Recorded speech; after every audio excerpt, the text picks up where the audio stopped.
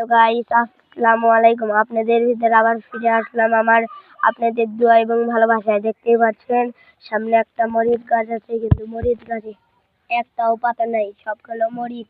দেখতেই পাচ্ছেন মরিচগুলো কত বড় বড় এবং দেখতে অনেক সুন্দর, কালো কালো হয়েছে, কিন্তু মরিচ গাছে একটাও পাতা নাই। কারণ বাড়ির পাশে যদি মরিচ গাছ লাগান তাহলে ঘিরে দিতে হবে, ঘিরে না দিলে দেখতেই পাচ্ছেন এইরকম অবস্থা হবে। ভালো করে সুন্দর করে ঘিরা দিতে হবে, না বর্গি বা গরু এসে নষ্ট করে দিয়ে যাবে। দেখতেই পাচ্ছেন আমাদের বাড়ির পাশে একটা মরিচ গাছে এইরকম এক অবস্থা হয়ে আছে। দেখতেই পাচ্ছেন মরিচ গাছে খালি এইটুকু পাতা এগুলো আছে, তাও দেখেন খেয়ে গেছে, দেখেন একটাও পাতা নেই।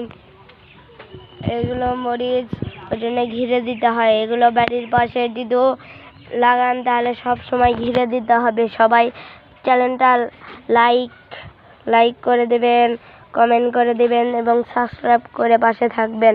পার্ট 2 চাইলে সবাই সাবস্ক্রাইব করে দেবেন। আসসালামু আলাইকুম রাহমাতুল্লাহি ওয়া বারাকাতুহু।